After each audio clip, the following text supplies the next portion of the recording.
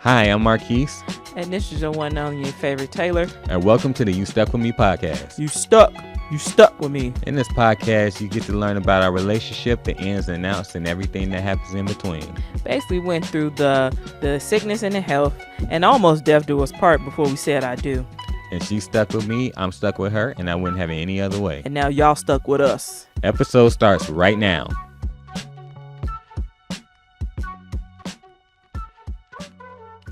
I am number one. No matter if you like it, take some down and write it. Yeah, I am number one. Hey, hey, hey, hey, hey. Now let me ask you, man. Now what does it take to be number one? 2 is not a winner, and 3 nobody remembers. Hey, what does it take to be number one? Hey, hey, hey, hey, hey.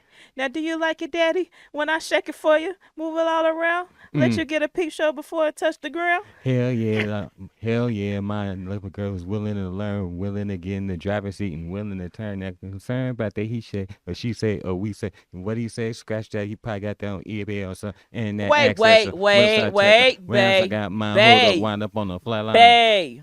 Yeah. First of all, eBay, that is so old. Oh my, see me now. We got a show to do. You right. I was gonna say, Steve, can you cut his mic? He always be trying to cut off my mic. Yo, what's podcast? You stuck with me. Before we get into this podcast episode, can we get a commitment from you guys? Make sure you guys hit that follow button. Make sure to rate, review, subscribe, and share. Because when you do that, it goes into the algorithm, and we can share with more people. In other words, stop treating us like friends, and let's stay together. Let's stay together. And also, the more you like, share, subscribe, and what I got tongue tied. Rate, review, subscribe, Thank and you. share. What he said, the more opportunities we have to create more content for you. Exactly.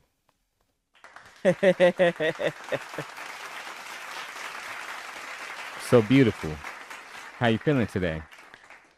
I'm confused I'm nostalgic because first of all, in that song it mentions eBay. That's number one. I have not used eBay in years. And 2, I always thought it was so weird how she used to say that part in this song. Do you like it when you shake it for your daddy, move it all around? I'm like, that's so random. You say it's random now after 24 years after the song came out. Well, I was young and shouldn't have been singing these songs. I'm glad you brought that up. How many songs have we been singing, and then we realized when we get as adults, like, we had no business singing these songs? Let me tell you the number one song I was singing I shouldn't have been singing. Oh, I like when we're grinding. I get so excited. What am I doing singing that at 6? Not 6. 6 is crazy. What year did that song come out? Probably came out, it was somewhere in the late 90s, early 2000s. I want to say it was like 97, 98. 97. What's the name of the song? Too Close. Too Close. Hi, Steve. Hi, Steve. That one right there, Too Close by Next. We just need to see when it came out. This is going to be interesting. I'm afraid. I knew it, 98. 1998. Yeah, I was spot on. 6. I was 8. She remembers.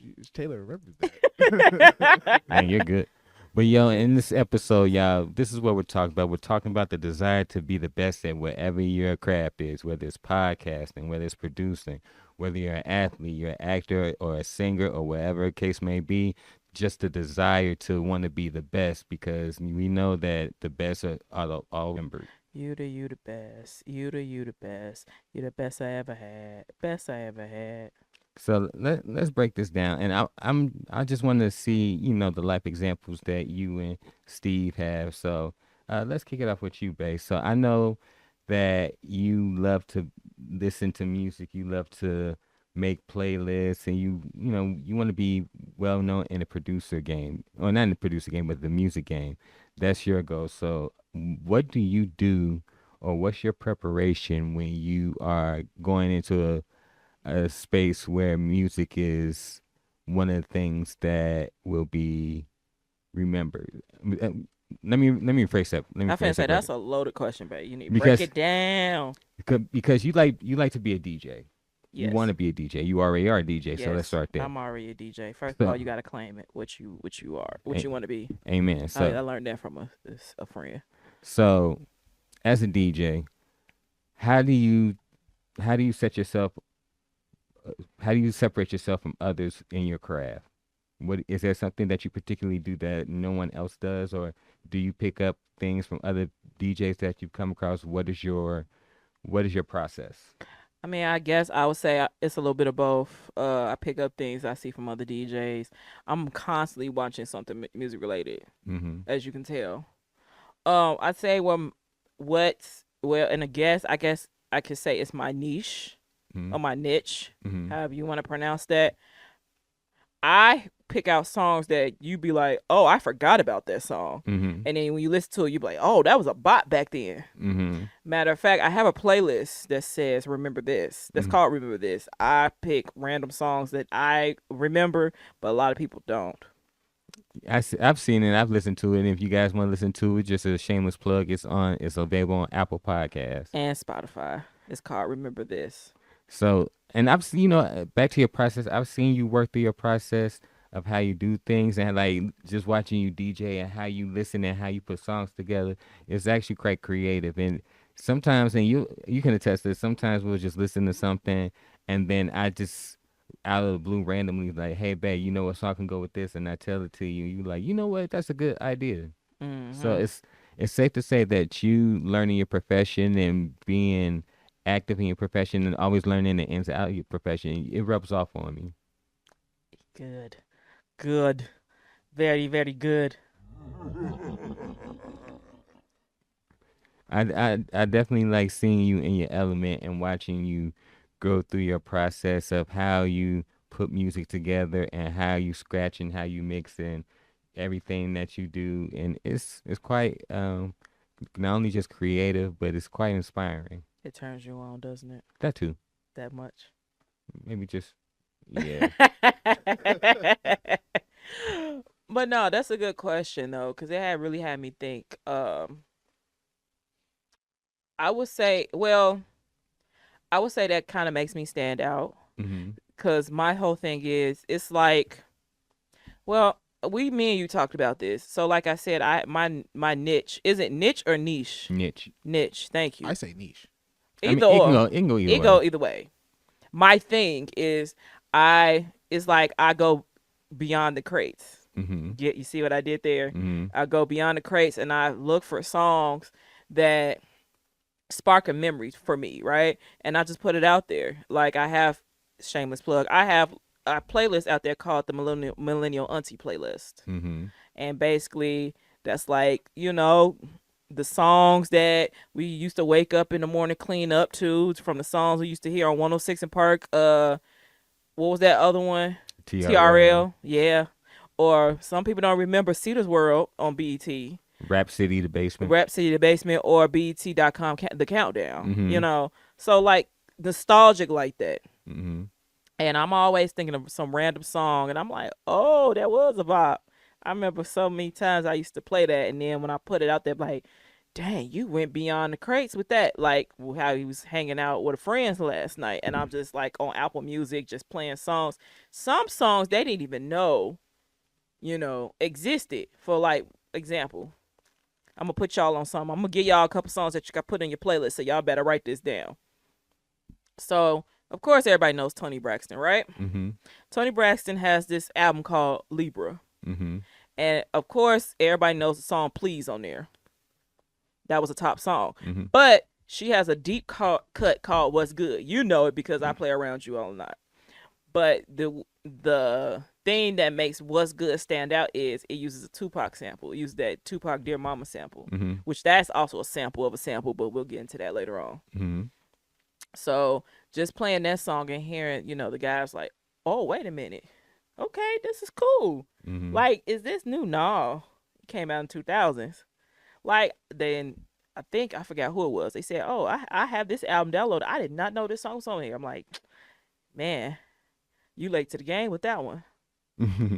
So just like, reliving old memories, but then also having you listen to songs that may be new to you. That's my thing as well. So let me ask you this. Are there any DJs in particular that you study to help you hone your craft? Ooh, there's a few. There's actually a few that I've connected with. Um, I actually, well, there's local and well-known DJs that I follow. One thing that I do is if I walk into a restaurant or like a venue where there's a DJ there and they have like a flow that intrigues me, I'll go and get their information. Mm-hmm. I've seen you do that, and if the DJ is, and if we're in a space where you can walk up to the DJ, then you'll do that. Mm-hmm. And it doesn't matter anywhere we go. I always see you trying to learn something from a DJ and making connections. So I think that's pretty cool that you get kind of like a 2 for 1. Yeah. I'm gonna be honest with you. There's only one place that we've been, and I wish you could have got information from them, but we couldn't because of the type of venue it was at. And you already know where we were at. Where? The Kendrick concert. You could have, Oh yeah, man, DJ Mustard, that'd have been dope. yeah. I wish you could have got a chance to pick his brain. Yeah. But you know what? Even though you didn't get to talk to him, but there was another DJ that you got to talk to that you got to pick his brain. At the concert? Not at the concert, but we met him. Oh, DJ D-Rec. Yeah. Yeah. So shout out to. Yeah, shout out to DJ D-Rec. Got to chop it up with him and he gave me some advice. Mm-hmm. Um, there's even like old school DJs, some that passed on. One that particularly sticks out to me is DJ K Slay. Mm-hmm. DJ K Slay. I actually look at Spinderella. That's not a bad idea, cause she can. Yeah, Spinderella. Yeah. Um, when 106 Park was a thing, I used to look at DJ Diamond Cuts. That was another one. Mm-hmm. Some of these producers I look up to because they started out as a DJ. Like Irv Gotti, rest in power to him. He started out as a DJ. I think Ludacris started out as a DJ too. Yeah, I think he started out as a radio DJ. Mm-hmm. And Timbaland, Mm-hmm. you know, just those who like have like that music historian background. Mm-hmm. I'll talk to music historians too if I had the opportunity, or those who like own record shops because record shops are like they're like the birthplace, Mm-hmm. one of the birthplaces of DJs. Because I mean the vinyls. Mm-hmm. That's before we had like what we have now, like Pioneer DJ and Serato and stuff like that with the electric controllers now. Mm-hmm. And let's talk about knowing your soundboard because obviously DJing has evolved from where it started in New York. So you had people who, you had DJs who like scratching and mixing and all that stuff. But now as we become, more modern, the DJing has changed. So can you give us a brief history on how it was to be DJ when it first started in the 70s versus now? I can't tell you much about it like I was there, but you know, I heard like a lot of stories to start out with. I don't know if it was DJ Cool Herc. Mm-hmm. I don't know. I forgot who it was. I gotta look back to it. It started out their mom was like playing a vinyl record, and they just like how it was moving whatever like that. So they moved it and then the scratch, Mm-hmm. and they was like, oh wait a minute, that sound kind of cool. So they started learning how to make sounds with it, and then also too, I mean, it's like with the birth of hip hop, it just evolved over time. Cause you had your b boys, your b girls, your MCs. Mm-hmm. It just all of it just fit hand to hand. That's cool. That's cool. So let me ask you this: Where do you want to Where do you want to go, or what do you want to do the most with your craft? Can you see yourself? Like a 5 to 10 year plan, in Yeah, a sense. let's just say the next 5 years. uh, well, I mean, start off small. I want to be able to book gigs, Mm-hmm. hopefully paying gigs. Mm-hmm. Uh, I have this concept that I want to do like my own pajama slumber party deal, like an old basement party type deal, but millennial. Okay. Hopefully, be on R&B only. Okay. Hint, That's hint. that's cool. And seeing you when you're trying to learn things from DJs, even DJs that you see on TV, like you. Let's go back a little bit, not a little bit, but way back. Let's go to DJ Jazzy Jeff. Everybody knows who he is Mm-hmm. because obviously he was with the Fresh Prince. But recently, I know you've been looking at a lot of videos with DJ Cassidy because he always does pass the mic at the BET Awards or on special events. And That's actually one of the DJs I look at too, because he has that type of thing I want to do. Because his pass the mic, it's funny because it started out as a way to entertain listeners during the pandemic, hmm but it's also like, oh, he bringing back artists that we always ask what happened to, or I forgot about them. yeah.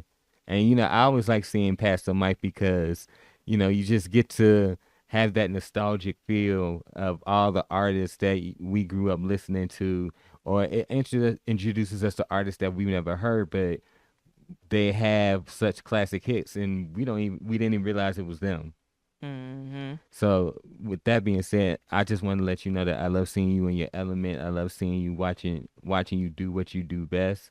And I can't wait to see what you do going forward. And what's best is I get to get a front row view of it. Yeah. I mean, you've been my muse too. I mean, I got a playlist or two that's in the works. I know that a lot of people can't wait to listen to it because you never miss. And that's not me saying that as your husband, but me saying that as a fan. I appreciate it. So, Steve, let me ask you this. Hi, Steve. Hi, Steve. Hey guys. So, as a producer of podcasting or podcast, how do you become or get better at your craft?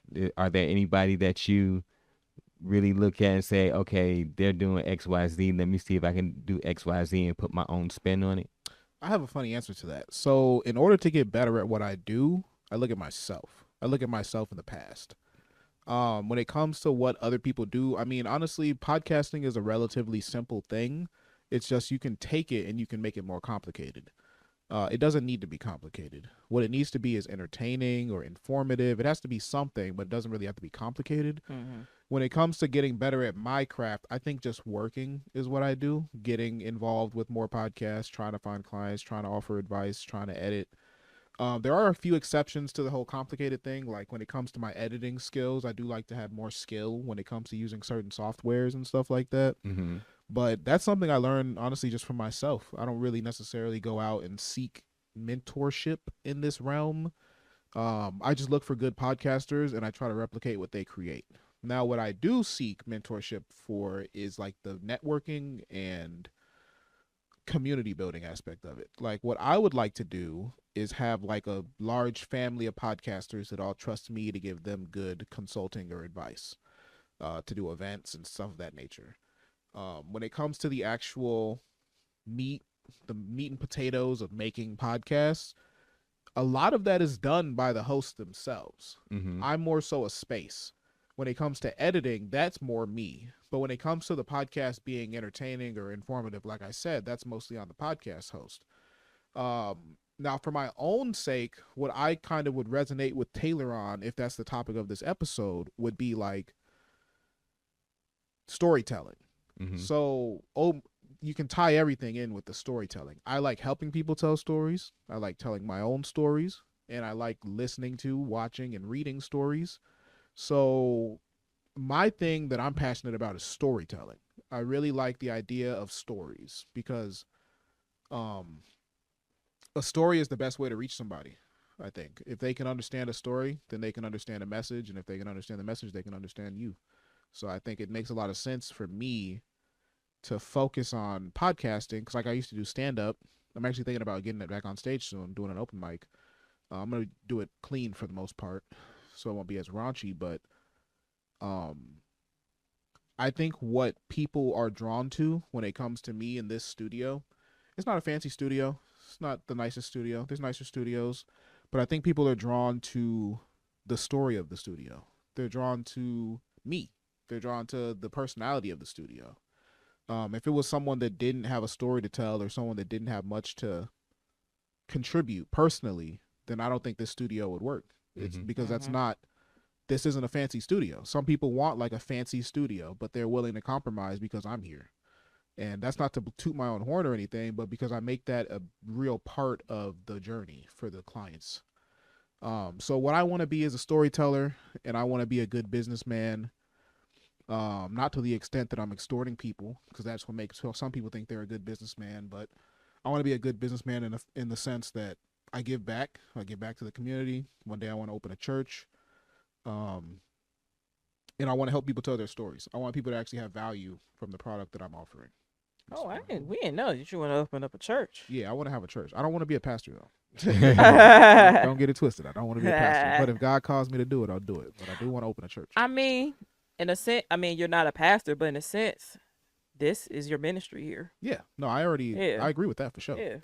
My pastor's told me that. He said, Yeah. this is your ministry. This is your way to do ministry. So, and it just so happens that I end up being on a lot of podcasts that are ministry oriented, so to speak. And I get to tell my testimony. So I really appreciate that. Well. This is one of them, by the way. That's pretty cool. So let me ask you this. What got you into podcasting other than the aspect of storytelling? Nothing. I mean, that's a really broad term. Storytelling is a broad term, so it's kind of hard for it to be anything else. But what got me into podcasting was the fact that I grew up being funny. I grew up telling stories. I grew up being interesting from a entertaining type of perspective, maybe not from a personal perspective, but people thought I was entertaining a lot of the time. Then I started doing stand-up. So, and then in the backdrop of all my life, like the last, let's see, between ages 18 and 25, I was watching a lot of podcasts. I found Joe Rogan, and then Joe Rogan, watching that podcast back in 2016 was weird to me because like I kind of grew up not understanding that people were people in a sense, like celebrities were people. Mm-hmm. I kind of thought they were special, like they were like cartoon characters damn near. So when I watched Joe Rogan, he would have so many different celebrities on, and they would just be bullshit. They'd be talking about anything. They just talk about whatever. And then I started to realize, like, oh man, anybody could do this. So that's how I ended up doing stand-up, because I started to realize, like, oh, I could be one of those people. Now my goal isn't to be a celebrity. My goal is to tell stories that are comparable to celebrity stories, maybe. I just want people to enjoy me being around, and I want to be able to have a legacy. I'm into legacy building. I want to have a legacy. I want my story to be one of the greatest stories ever told. You know what I'm saying? Mm-hmm. It doesn't have to be anything about me getting rich and famous. It could just be, hey, Steve helped 1 million people somehow. Yo, you don't want nothing like Steve got it from the mud. I would like. I'd like to get it from the mud. I like that phrase. I like to get it from the mud, but I wasn't ever. I mean, I was in the mud, but I don't know. Started from the bottom, now we here. Yeah, I'll say. Well, I know I started like in the middle, dropped myself down to the bottom, and now I'm here. Still started from the bottom, now we here. But yeah, that's my answer. Well, I do got a follow-up question for you, because you also have created content. Mm-hmm. So does that, which you also have been, or currently, are you still creating content here and there? Yeah. Yeah. So yeah, with you being a content creator, does that also help with your experience of in producing podcasts and stuff like that? That's funny. That actually answers the last question again too, because that's how I got into podcasting. Like I did stand up, and then I started my own podcast, and then I realized, oh, doing a podcast is amazing. Everyone should do this. And then I realized I could sell it as a service. So I just make it a service, productize it. There's people that need edits. I know how to edit, because I've been editing my stand-up content. So I know how to edit video. I know how to edit audio. And making my own content gives me new ideas. It gives me ideas for how to produce shows, how to help clients get more reach, things of that nature. Right now I'm in advertising. It's really like, usually I won't pitch anything to anybody that I haven't already done for myself. And I like that. The things that I pitch are things that have worked. The things that never get spoken about didn't work. I like that. I like that. Well, I mean, hey, that's how we all came together. Yeah, but I mean, I do think I want to be devil's advocate a bit, because I don't necessarily want to be number one. I don't really want to be number one. I just want to be really good at what I do. And I want people to appreciate me. I want to be loved, and I want to be cherished as a service provider. I'm glad you said that, because me personally, I'm the type of person that if I'm gonna put my all into something, then I want to be the best at it. And sometimes I'm gonna be honest. Sometimes I have tunnel vision, and sometimes I can obsess about it. But sometimes obsession gets you where you want to go. Oh, why you so obsessed with me? And you, You alone. Oh, I'm sorry. and then you see that the greatest, at any typical thing, or not typical, but at any level, you see the MJs, the Kobe's, the Steve Youngs, the Wayne Gretzky's. They were all like obsessed with their craft, and they were willing to put in the extra work on top of the extra work to be the best at their craft. Mm-hmm. And I was sitting here thinking about it, why they say that it's lonely at the top, because when you're the best and you can not only say it, but you can show improve, can't nobody else tell you anything. And one of my goals is I wanna have our show be one of the best podcasts that people can listen to. And the way I the way I tend to learn things is I watch others. I watch all the big podcasts that we listen to, but then I also listen to the small podcasts. I feel like there's not a single podcast that I watch or I listen to that I can't take something from. And I always felt that if I just kept my mind open and been willing to learn and willing to take the bumps and bruises and be able to share with you guys what I learned, going to the podcast summit and bringing back what I've learned, because from what I've always seen, there are people in the podcast realm who make millions of dollars, but they also left a blueprint to how they got there. And it's not just one blueprint, it's multiple ways to get where you want to go. And so I see us going to award shows and saying that the winner for the best producer of the year, Stephen White, best duo, Marquise and Taylor Williams, best podcast, You Stuck With Me. I can see us in the future being at these award shows and receiving these awards for the hard work that we put into our podcast, because we do put in hard work. It's not just something that we just come and just do just because we have nothing else to do. But I'm always open to learn something, different things, some things I would have never seen if I hadn't done or talked to certain people. And so just wanting to be the best. And I just I've always had a competitive mindset, whether it's Yes, Lord. podcasting, whether it's being a basketball player. Cause he swear he better than me. Oh, I already know that. But But he swear he always beat me in Madden. you get 1 or 2 games and all of a sudden you talking. Don't E- be hating. Exactly. What? No, but seriously, but in all seriousness, just wanted to be the best, and attract for our podcast to attract people who want to come and sit down with us, and we share stories, and just learning from just doing our own podcast. I'm learning things. Like, I know a lot of people who say that I was tell half stories, but one of the things I like about podcasting is teaching me also how to make sure that I tell everything in context. So when I give context and people give the full story, and I like I'm gonna take music for example. Everybody knows I'm a huge Kendrick fan, but one of the reasons I like Kendrick is because yeah, he's teaching things, but at the same time he's a great storyteller. And when you listen to the stories, you get an image in your mind of how everything is going, and it doesn't leave room for fluff. And that's why I would like for our podcast to do. And me in particular, when I tell a story to someone, I don't want to leave anything for fluff. Or if I want to leave something open, just leave something to the imagination and keep the listener wondering and thinking about, like, what about this, or how about this, and just want to be better at me personally honing my craft. Mm-hmm. So I got a question for the group. Hmm. So, cause I'm just listening to all our different answers and stuff like that. So it just makes me wonder: is there a difference is a difference of being number one, or is it a difference in being number one and being the best? For me, I'll say being number one because No, I'm saying is there a difference between oh, the is there a two? difference? I think so. I think number one is objective. And Yeah, then the it's Okay. best it's is subjective Yeah. because yeah. because what podcast A's idea of being the best could be different from B and C.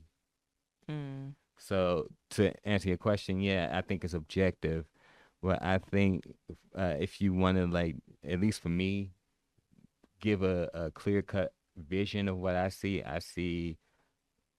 us with 1 million viewers, 1 million subscribers. That's a goal that I want us to get in my head. That's what I'm thinking now. If you have something different, we can always combine that, Steve. If you have something different, we can always combine that. But that's what I see. Only reason I asked that because from our answers, well, I mean, I never really answered it yet. From my answers, I'm getting the vibe that it's not necessarily that we want to be number one. It's like we want to be one of the best. Mm-hmm. And I think that's where I'm at with the music stuff. I'm not saying I want to be like the number one DJ in the nation. No, I want to be one of the best, like one of those, DJs or musicians that you can look to as a reference point. Mm-hmm. Because let's be honest, at one point, you didn't really see a lot of lady DJs, Agreed. right? But now you have a multitude of them. I think noteworthy is a good word. I Thank- want to be yeah, a noteworthy noteworthy, yeah. podcast producer. I want to have my own network. I want Yeah. to have my own shows. But I don't need to be the best. I don't need to be number one. I want to be noteworthy. I want people to remember that Yeah. I did this and to appreciate that I did it. And that's about it. also can use you as a point of example. Yeah. I would say that my aspiration kind of stops right at what you just said. Like people look to what I did to get a reference point for what they can do next and how the Mhm. next generation can carry on the craft. Yeah. But as far as like, I need to be at the, I don't even need to be the biggest studio in the Chicago area. If I can get a bigger studio, that would be cool. But if I can support, I'm more worried about my church, my family, my future wife and future kids. I'm not really a career oriented guy, honestly. I don't really I don't derive passion from being successful in my career. I derive passion from like being able to provide for myself and potentially my family. I understand I that. agree with that. I just for me. First, before I get to me, babe, what are your thoughts? I mean, I share the same sentiments as Steve. Like music, music, the way I see it, music has always been like a passion of mine, but it also been like my source of peace when things got rough or happy, sad, or whatever. And ultimately, my goal with that is I just want to use it as a source where I can support myself, or I can, we could, another source where we can support ourselves and have autonomy over my time. I can You see, get what I'm saying? Yeah, I see what you're saying. Because us as people, we sometimes come across these jobs and these careers that we're good at it, but we don't. It's not what you want to do. We don't have that sense of fulfillment, Mm-hmm. right? So my fulfillment comes in my passion of music, right? I enjoy, making playlists and somebody use it for like a celebration or get through a hard time. That's where my fulfillment comes from. And then God willing, that comes into a point where I can bring in some income in the sense of that's my job, that's my career. But yeah, even though it would be my job and my career, but it's also I'm fulfilling what I feel like is my purpose. I understand that. And still have the autonomy of my time, as opposed to like just clocking in, punching in to like a job where I'm like feeling exhausted or whatever like that. Yeah, it's like in an ideal world, you'd probably rather just sit and listen to music and enjoy music festivals or something like that. Yeah. But if it becomes like work, then it's like, okay, this is a means to an end. Man, But at least yeah. it's not suffering. Yeah. Yeah. At least Yeah. It's not torture. Yeah. I see where you guys are going, and like you guys, I do want to podcast and make money and do that stuff for a living because I like I like the ability to be able to help someone with our story. Just like when I listen to another podcast, I like listening to the story, and I feel like when I listen to another podcast, I'm learning something, or Mm-hmm. I'm being entertained, or both if that's the podcast where I'm listening to.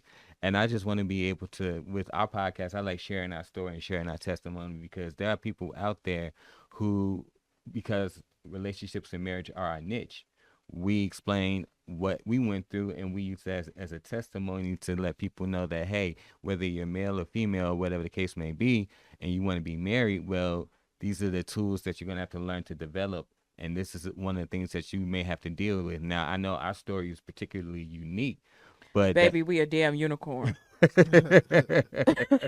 I mean, I'm sorry. I mean, we are, because no, you're not lying. I always say this, and I hear it sometime too. In the beginning, we used to tell our story. They be like, "Are you for real? Y'all went through that?" Yes. And let's be honest, what we went through, you rarely hear that, or you only hear that on 2 occasions. No pun intended. You hear that with older couples who've been married for like 25 plus years, right? Mm-hmm. Or I even cut it back a little bit, like 15 plus years. Mm-hmm.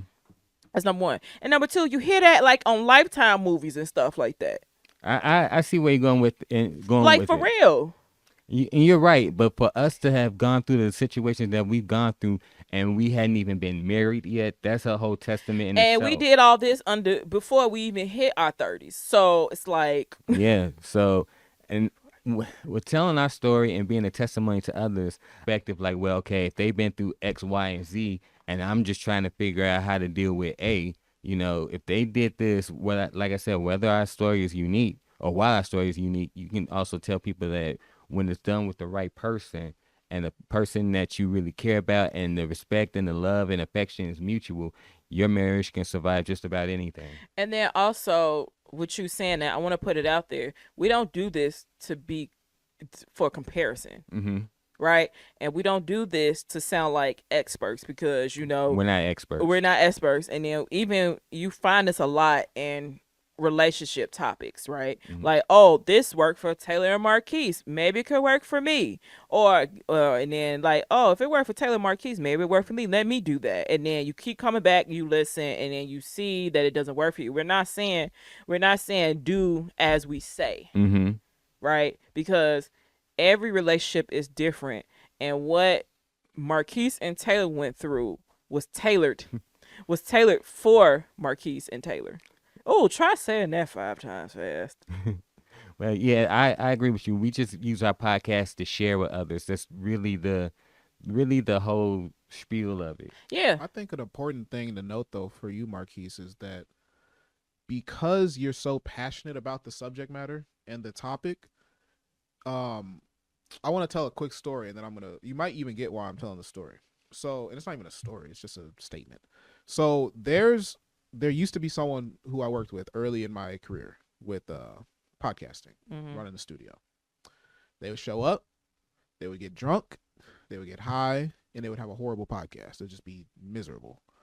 Now, this isn't from your perspective. This is from my perspective. For me, that made this suck. You know what I'm saying? Mm-hmm. I have to sit here for 2 hours and listen to that. You know what I'm saying? So you need to find those parts of this that suck.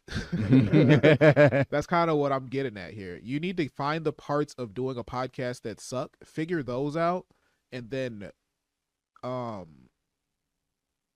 don't even know, like find the value in it. Mm-hmm. You know what I'm saying? Because like it can't all be good. So there has to be something bad that you're ignoring. You know what I'm saying? I see why you say that. And I would have to probably sit and think about it. Yeah, because, just make it a goal. To figure it out. Because it's something. I mean, like you said, not everything in your passion is going to be good. I mean, there are athletes who don't like to practice, but they had to learn to appreciate the preparation to get them where they want to go. Because baby, I can name a few things podcasting that suck to be. Yeah, it's just a matter of risk mitigation. You don't want this shit. You don't want this stuff to blindside you later on. Yeah. Like now, I got a rule: you don't show up like drunk, excessively drunk, because stuff gets broken. It's just not good. Yeah. But yeah, you want to know, like that's one of the few examples of things that suck. Marketing sucks. I would say marketing sucks. Marketing and advertising sucks. Marketing, advertising is miserable. Yeah. But maybe that's a topic for another podcast. What sucks about your passion? Yeah. There you go. Look, we're gonna make that a part 2 of this conversation. Yeah. So yeah, just just being the best at what your particular niche is or niche is. And it ain't gonna come easy. It's not. It's not. And I had to when comparing podcasting, I compare it to like when we were streaming and we were trying to get followers. That is just like that. It's just the grind, Baby, because I hated that. but I hated it. But it's like if you keep doing it, it's Streaming every damn day. Fish out of water for that one. Right. And then the few women that I did look up to, they not comp players. They didn't do it competitively like I was doing. So so I'm doing this, and then I'm a woman and I'm playing Madden, so it's automatically that high pedestal, like, oh, she need to be winning some games. But getting on there, and I'm getting my butt beat every other day. It was like, man, I was sick of it. And then also, so now I'm losing, and I'm subjected to like these comments like, oh, I beat that beef for the culture, Yeah, we've seen it, and like there's a lot of I'm gonna be honest, there's a lot of misogyny in it. You're right. So that part, that was suck for me. But I also had to remind myself too, well, I mean, bad views, bad comments is better than none. Because obviously they taking the time out, even though they taking the time out they day to watch this stuff, and you continue to watch it, so you must have some type of interest in it. Yeah. So I get it. I get it. Yeah, but we'll save that for another episode. I feel like this is a part 2 coming. So on that note, beautiful, you want to tell people where they can find us? Oh gosh. Y'all number 14, y'all. It's probably y'all number 16, but I lost count. Oh gosh. Sorry, y'all. It's past my bedtime. You can find us on Facebook. You can find us on Instagram. You can find us on TikTok. And you can hit us up on email, because we love to hear your thoughts. And you also want to be in y'all business a little bit. Because, I mean, y'all always ask us, like, how did y'all get started? Taylor Marquise, how y'all do this, who do that. So y'all could send us an email for our listen letters portion. And Bae, you want to drop the handles? Yeah, so you can email us at youstuckwithme@gmail.com. That is USTUCKWITME@gmail.com. You can find us on social media on Facebook, YouStuckWithMe_podcast.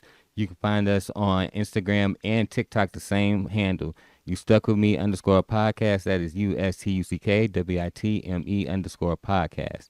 You can find me personally on IG and TikTok. I'm the one running the TikTok page, so you can find me there. You can find me on Instagram at mine_1. That is MONE_1. And you can find my beautiful wife at. You can find me on Instagram and the app for it's Twitter under Queen Points. That is PO1NTZ. Again, that is Queen Points, PO1NTZ. And then also, if you want some behind the scenes stuff, what we do aside from the podcast, you can follow me personally on TikTok under Queen Points 22. Again, that's Queen Points 22. Hey, Steve, where can our cousins find you? You can find me at Roots Recordings on Instagram and at Steve is Black, rootsrecordings.com. Steven at rootsrecordings.com. Great. And this is your boy Marquise. And this is your one and only and your favorite Taylor. And our producer is Stephen White. And we out, y'all. Hey, come back. And make sure that y'all hit that follow button, and make sure that you rate, review, subscribe, and share. Because remember, you stuck. You stuck with us. Peace out, y'all. Later.